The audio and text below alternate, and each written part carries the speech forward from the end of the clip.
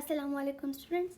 अच्छा, this is the last part of digestive system development. ठीक है, फॉरगेट जो है हम सारा का सारा पढ़ चुके हैं, जो कि एराइज दे रहा था oesophagus, stomach, duodenum, liver and pancreas को। ठीक है, अब हम आते हैं मिडगट पर। मिडगट जो है वो स्मॉल इंटेस्टाइन के प्रोसेस को जो है वो एराइज देता है। ठीक है, अभी कैसे होता है मिडगट की फॉर्मेशन जो है, हमने पढ़ा कि फोरगट की फॉर्मेशन जो है वो 4th वीक तक कंप्लीट हो जाती है। मिडगट जो है फिर वो फिफ्थ वीक में मिडगट की फॉर्मेशन होती है। ठीक है, फोरगट के अटैचमेंट भी जो है वो वेटेलाइन डक्ट और यॉक सैक करवाता है। ठीक है, हैंड गट की अटैचमेंट भी वेटेलाइन डक्ट या यॉक सैक करवाता है। देखिए ये डायग्राम में देखिए, ये फोरगट, ये है मिड गट और ये है हैंड गट। ठीक है, तो ये हैंड गट की जो अटैचमेंट है वो भी यॉक सैक या वेटेलाइन डक्ट करवाता है। ठीक है, अब जो है मिडगट में कौन से ऑर्गन्स आते हैं, किस किस चीज़ को बनाते हैं। ठीक है, तो मिडगट का एक होगा सेफालिक एंड, ठीक है, जो कि सर वाला हिस्सा होगा, और एक है कॉर्डल एंड जो कि नीचे वाला हिस्सा होगा। ठीक है, तो मिडगट का सेफालिक एंड जो है वो इंटेस्टाइन के ड्यूडेनम,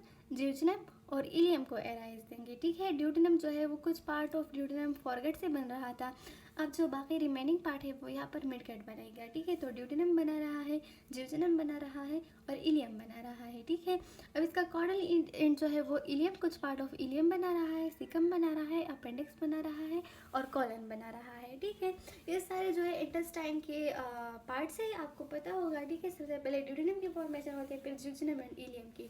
तो ड्यूडेनम की फॉर्मेशन फॉरगट करवा रहा था, बाकी फॉर्मेशन इसकी मिडगट करवा रहा है। इसके अलावा जियोजेनम और इलियम की जो है वो फॉर्मेशन मिडगट का सेफालिक एंड करवा रहा है, और फिर कुछ portion of ileum, caecum, appendix and colon इसकी जो है फॉर्मेशन कॉर्डल इन करवा रहा है। ठीक है, इन सब ऑर्गन्स को जो सप्लाई देता है वो मेजेंटेरिक आर्टरी, जिस तरह कि मैं पिछले पार्ट में भी बता चुकी हूँ। ठीक है, कि डाइजेस्टिव सिस्टम की जो मेन आर्टरी है, जो मेन आर्टीरियल सप्लाई है, वो कौन करवाता है, मेजेंटेरिक आर्टरी करवाता है। ठीक है, ये बात याद रखिए। तो यहाँ पर भी जो है इंटेस्टाइन के डिफरेंट पार्ट्स को सप्लाई कौन दे रहा है, मेजेंटेरिक आर्टरी दे रहा है। ठीक है, अच्छा, पिछले वाले पार्ट में हम जो है डायफ्रामेटिक हर्निया पढ़ चुके हैं। ठीक है, यहाँ पर भी एक रिव्यू सा है।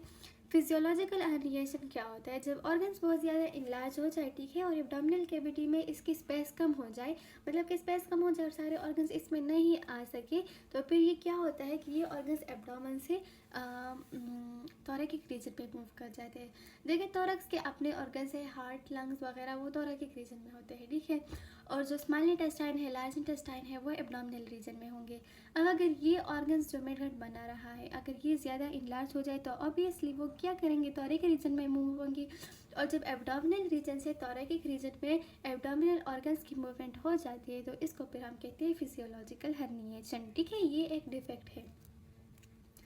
अच्छा, रोटेशन फिर होती है, इसकी रोटेशन किस तरह होती है, स्मॉल इंटेस्टाइन जो है वो एलोंगेट भी करता है और रोटेशन भी करता है। ठीक है, देखिए ये जो है ये स्टमक है, इससे बना ड्यूडेनम, ठीक है, फिर इससे बनता है जियोजेनम, इलियम वगैरह। ठीक है, तो ये जो है यहाँ पर रोटेशन वगैरह भी करवाता है। फिर यहाँ पर जो है लार्ज इंटेस्टाइन प्रेजेंट होता है, तो इसकी रोटेशन मस्ट होती है। ठीक है, तो क्या करता है कि लार्ज इंटेस्टाइन अपने स्ट्रक्चर्स की फॉर्मेशन भी देता है और साथ साथ में रोटेशन भी करता है, क्योंकि ये बहुत ज़्यादा लॉन्ग स्ट्रक्चर पे होता है। ठीक है, तो ये एलोंगेट भी होता है, रोटेट भी करता है, ताकि फिर फिजियोलॉजिकल हर्निएशन से बॉडी को बचा सके।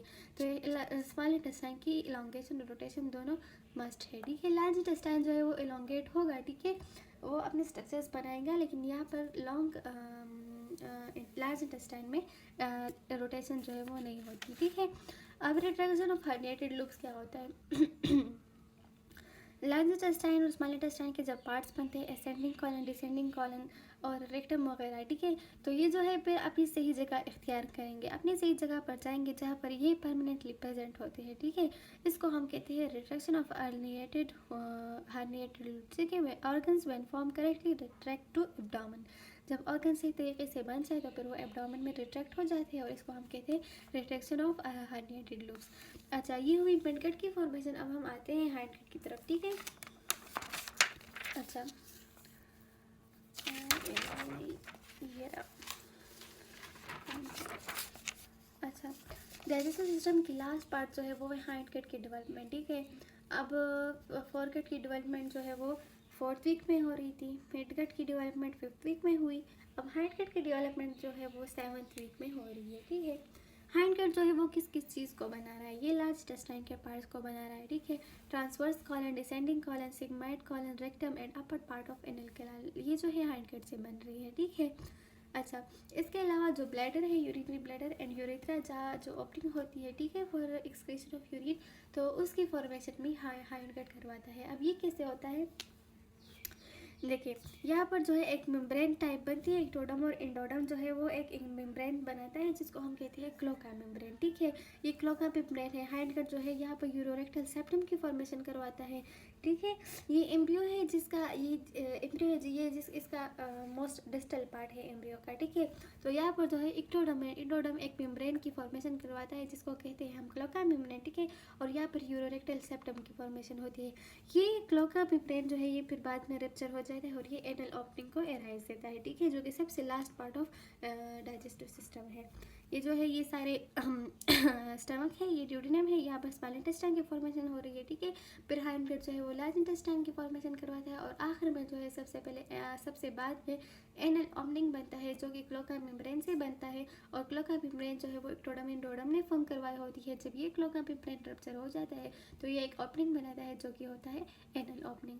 So this was the digestive system, जिसकी सिर्फ रिव्यू थी। बुक में ये सारे पॉइंट्स प्रेजेंट है, ठीक है। एम्ब्रियोलॉजी लैंगमन्स की बुक से ये सारे टॉपिक्स पढ़ लें, डायग्राम्स वहाँ पर अच्छे से प्रेजेंट है, ठीक है। तो जस्ट ये टॉपिक्स एक बार देखने से या वीडियो देखने से आप पूरा चैप्टर पर बहुत इजीली और बहुत ही कम टाइम में पढ़ सकते हैं।